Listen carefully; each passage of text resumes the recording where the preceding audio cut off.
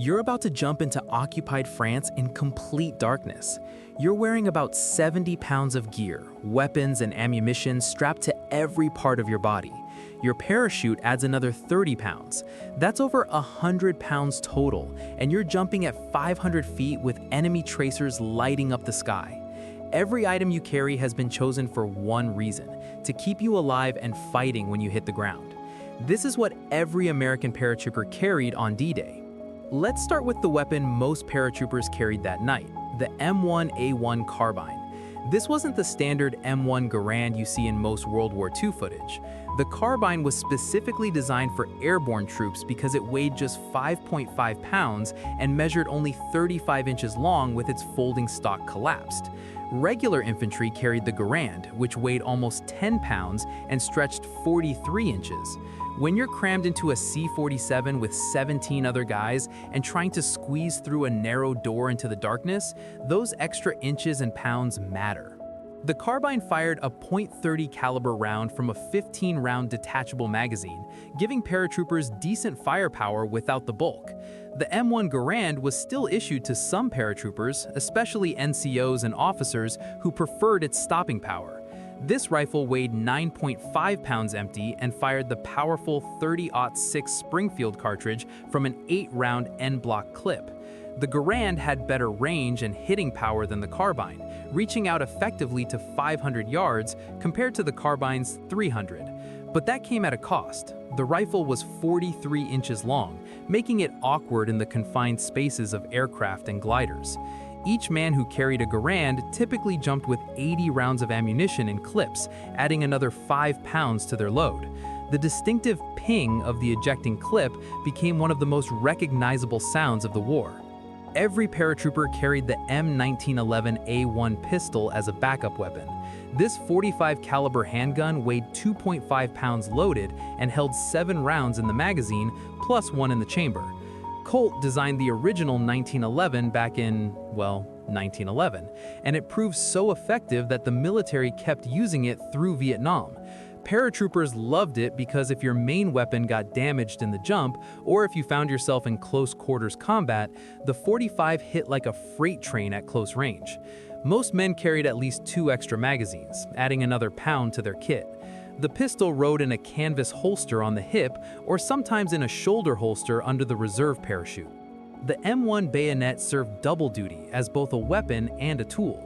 This 10-inch blade weighed just under a pound with its scabbard and attached to the M1 Garand's barrel for close combat.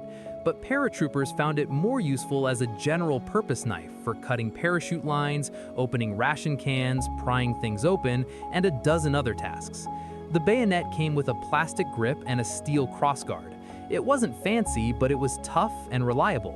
Most guys kept it sharp and accessible because you never knew when you'd need to cut yourself free from a parachute tangled in a tree or caught on a fence in the dark.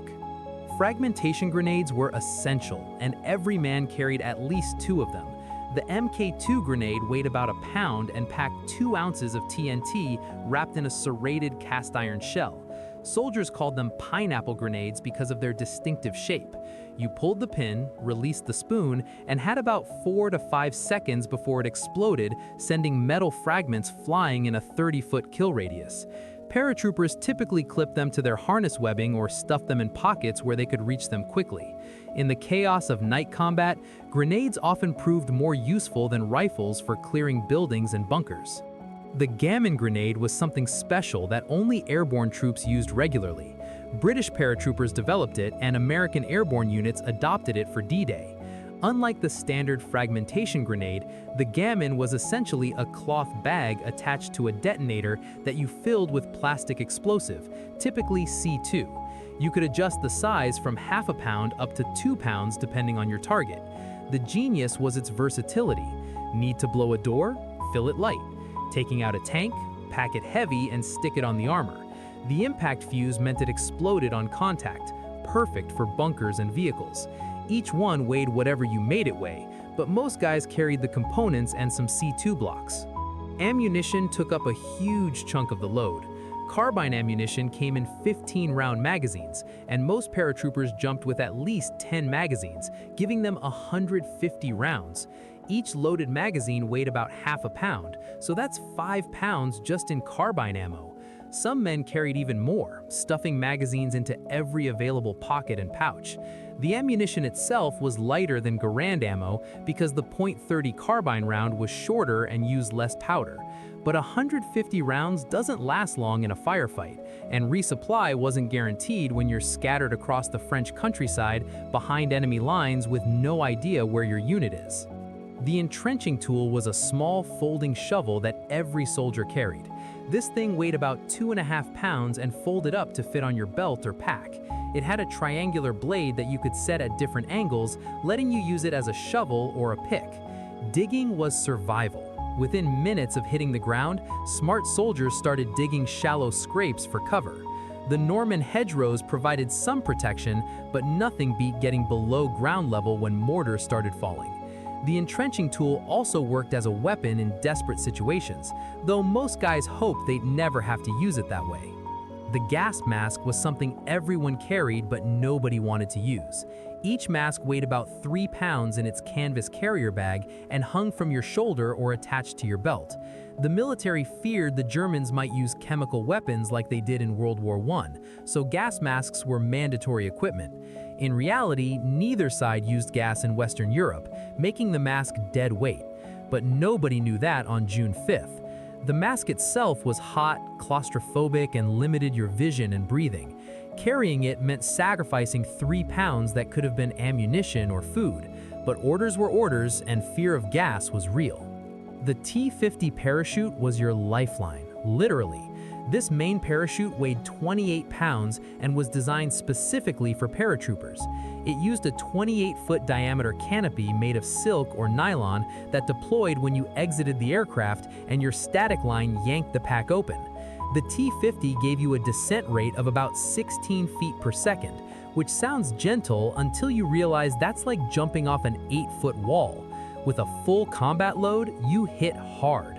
The parachute harness distributed weight across your shoulders and legs with thick webbing straps, but with 70 pounds of gear plus the 28-pound chute, you were carrying almost 100 pounds before you jumped. The reserve parachute was your backup if the main chute failed.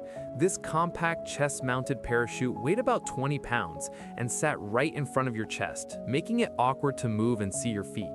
You had to manually pull the ripcord if your main chute malfunctioned, but at 500 feet, you had maybe 3 or 4 seconds before you hit the ground. That's barely enough time to realize something's wrong, let alone deploy a reserve. Most guys knew the reserve was more psychological comfort than practical salvation at jump altitude, but it beat nothing. The reserve's smaller 24-foot canopy meant a harder landing even if it did open in time. The musette bag was a canvas shoulder bag that paratroopers used to carry extra ammunition, rations, and personal items.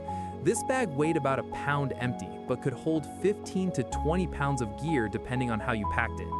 Most guys stuffed it with extra carbine magazines, a couple K-rations, spare socks, a razor, and maybe a few personal items like letters or photos.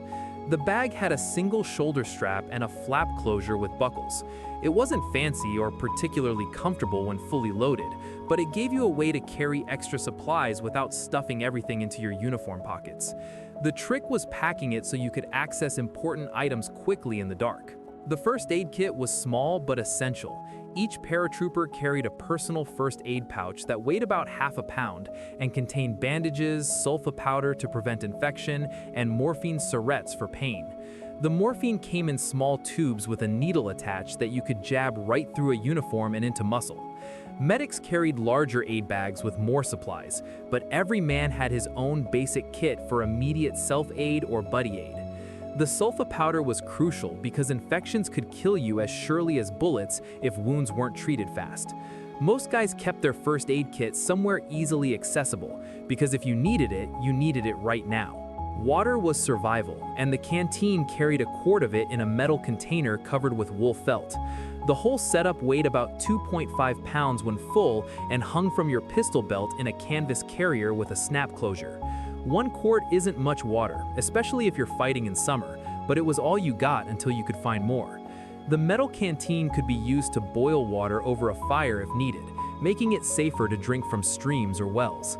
The canvas carrier kept the metal from banging around and making noise. Some guys carried 2 canteens if they could manage the extra weight and bulk.